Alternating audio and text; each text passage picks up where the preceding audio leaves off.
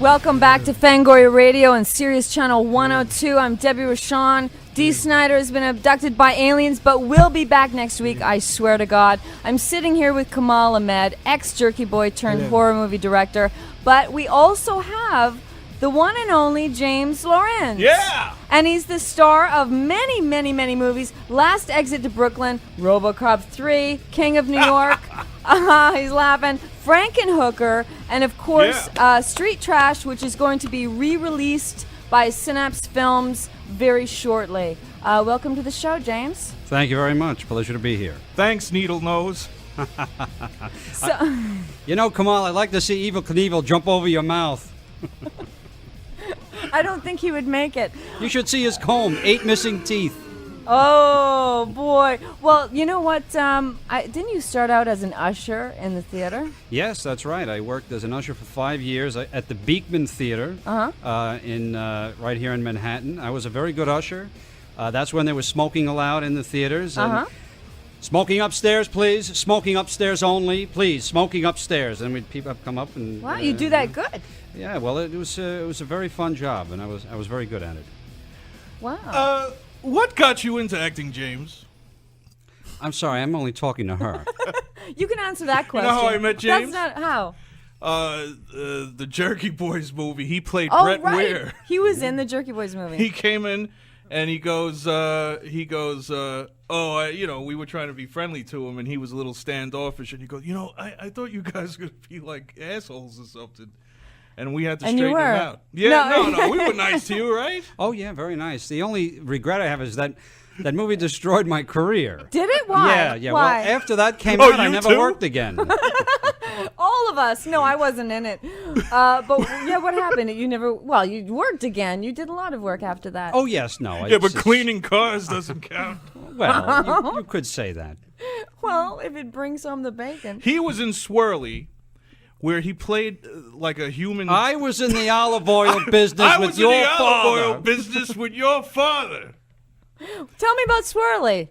James, you got to tell the stories. James, tell me about Swirly. Well, Swirly is a movie that I directed about 15 years ago. It's about a man made out of ice cream. He's half man, half ice cream. Cool. And it's a serious film about a guy's emotions and what he goes through. Mm-hmm. David Caruso was in it. He plays the roommate of Swirly. Mm-hmm. Tony Darrow was also in it, who's in Goodfellas and Woody Allen's movies, and he was in Street Trash too.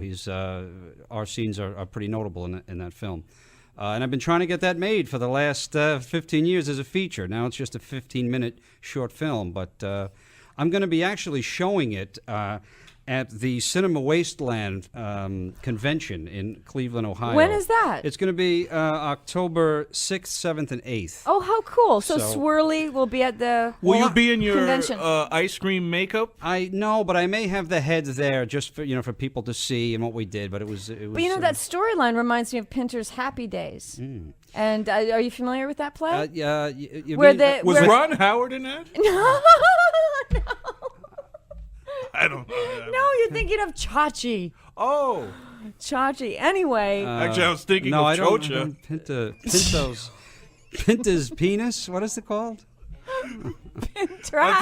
Will James Falcone for be God's at this sakes. wasteland thing? Oh, my God. I just wish there was Is some David way we could... Caruso going to the Cinema Wasteland to promote this movie? Oh, no, I don't think so. He wants to get as far away from this as possible. Does he? Why? Oh, no. He's he's a very nice man. He's doing, he's got that show CSI Miami. And, right, he does, yes. We speak from time to time. Yeah, you guys are on good terms then? Oh, yes, sure. Let me ask you a question. When I was in high school, right? The few days that I went, I remember Frankenhooker was a big midnight movie. That's right. You were the star. You want to... Huge. I remember the posters in New York City for Frankenhooker when that came out. Yeah, how about the talking box, the video box? You press it, said you want a date. That was awesome. Yeah? Yeah. Mm-hmm. Oh...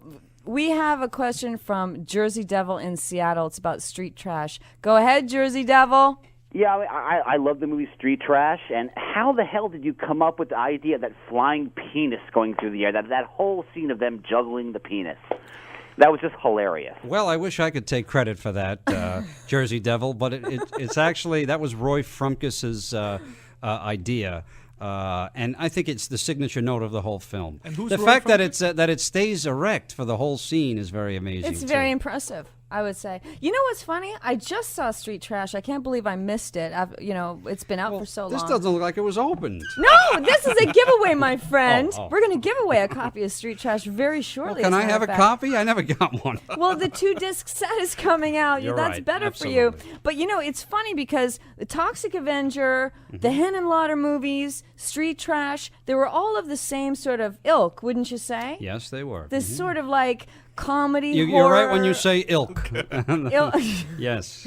Over the top, gross out Yes. humor of the 80s, and it captures that perfectly. Yeah. Did you get were you pigeonholed to when you did Street Trash and Frankenhooker? Well, they treated me like a pigeon. Is for the way I was the biggest pigeon around.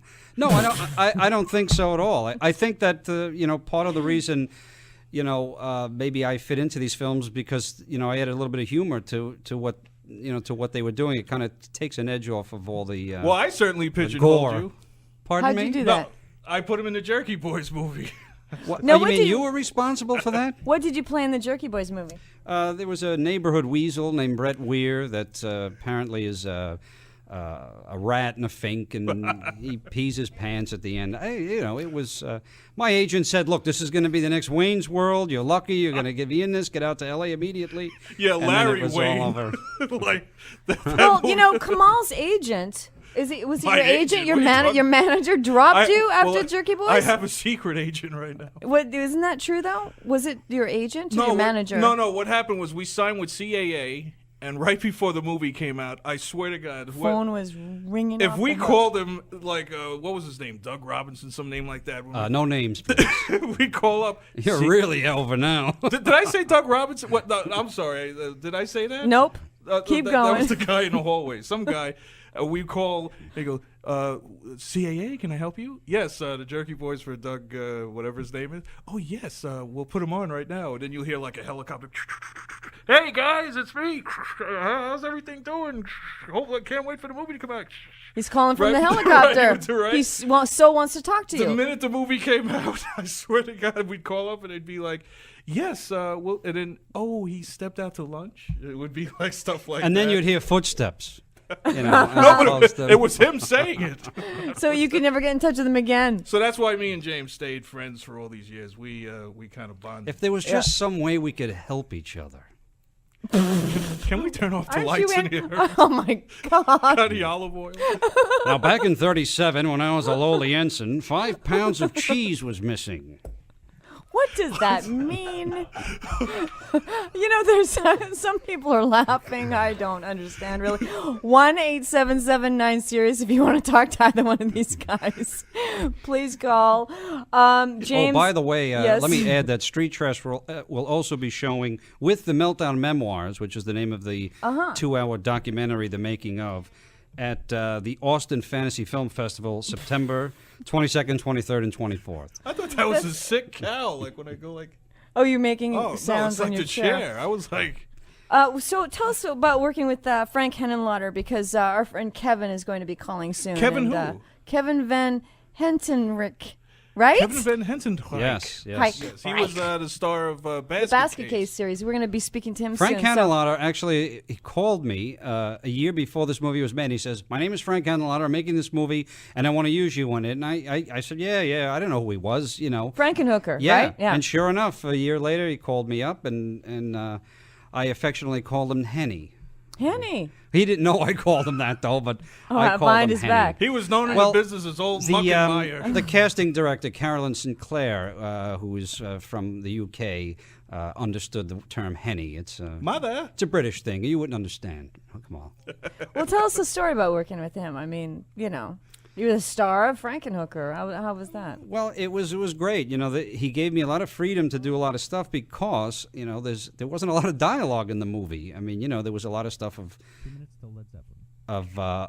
Led Zeppelin, and no, there was a lot of I had to make up and improvise, and they allowed me to do a lot of different things, and I really appreciate that because, I don't think that was really where he wanted to go with it, but I think it kind of helped it bridged the scenes of the super crack explosions and, the basket full of tits that fell off. It was amazing and awesome. And from a guy standpoint, I have a question to ask you. Now, the Frankenhooker had a lot of girls in it and went on to become kind of quasi-famous porno stars. Right? I think Heather Hunter, was that her name? Why are you looking at me? I don't know. Oh, did I look at you? I'm You sorry. did. No, Kamal, I don't have their numbers. See? No, I you were a swinging single back then. They Swinging dick out in the New York City area? Well, you might say, you know what it is? I'm not a well-hung guy, but I'll tell you one thing.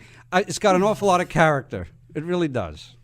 Well, you know what? Kamal is now going to take us to the song because he requested it. You requested a song. Okay.